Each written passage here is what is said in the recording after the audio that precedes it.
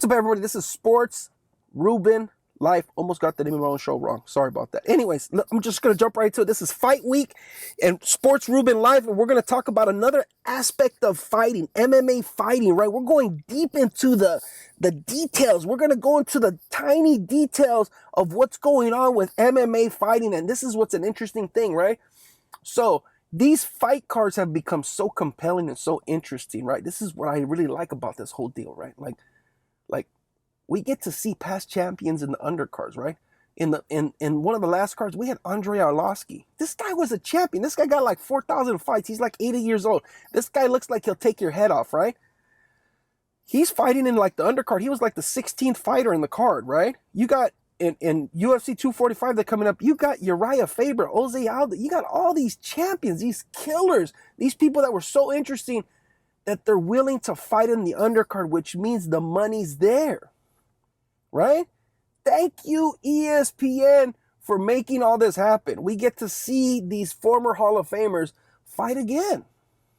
I really like what they're doing with that. That's a very interesting aspect of the UFC that nobody really covers, right? URIJAH FABER, you're 47 years old. You're the California grandpa now. You're not the California kid. California grandpa. That's going to be the thumbnail. I'm going to clickbait it all. The California grandpa. You got Jose Aldo. This guy was undefeatable for 10 years, dude. He was unbeatable, right? He came in, he got old, right? Father Time said, I got you. Father Time don't mess with nobody. He's going to hand everybody the keys to the retirement home. That's the way it works. So you look at these UFC cards, and I touched on this in other videos.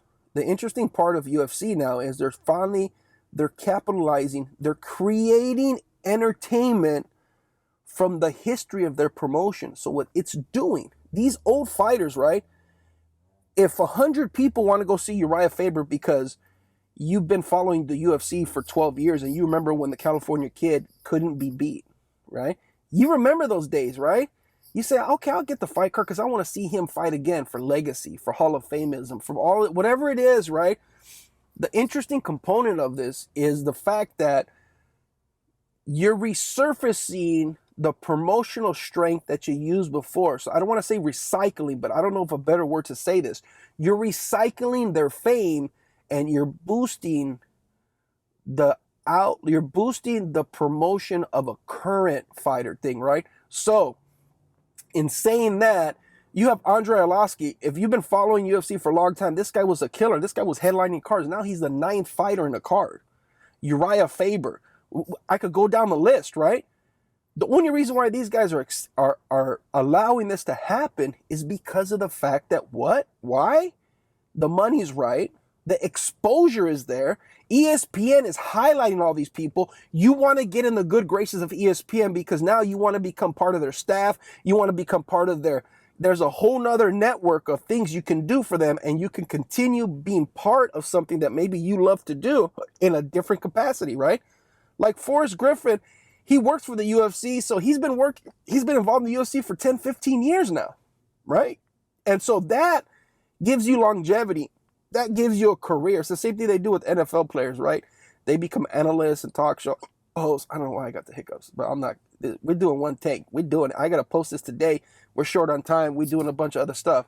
So, long story short, when you look at these UFC fights, remember that agreement with ESPN and the UFC has made it possible financially, situationally, and highlighting these people to fight in these cards on a lower level, on a lower tier, but you still get to see them.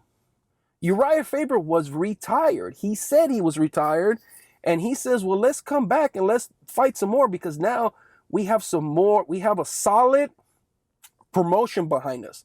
It's not the Conor McGregor show only, because we know that. I made a video about the fact that Conor McGregor and ESPN are going to combine for that January card that is going to explode. And I'm going to do a video on this tomorrow about the idea that Conor's already, I don't want to spill the beans because you got to watch tomorrow's episode, but he's already in there. there. Connor's already in there. He's like, let's get this money. He's a month out. He's going to start letting everybody have it. He's going to start doing this. You're not going to be able to forget who he was. And he's going to be like, remember me? Remember the guy that made UFC $4 billion?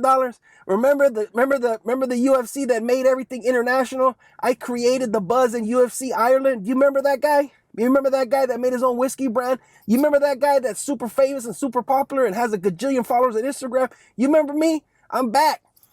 He's like the boogeyman. You say his name 3 times and he, boop, where am I at? Where am I at? You write the check with 9 zeros and he's everywhere. Anyways, you look at Conor McGregor, he's going to start doing this to everybody. Cowboy Cerrone, you better start doing this too. So that way there could be 2 fingers going like this and just messing with everybody. Conor McGregor, Donald Cerrone, create that buzz in 1 month. Can you create the buzz in 1 month?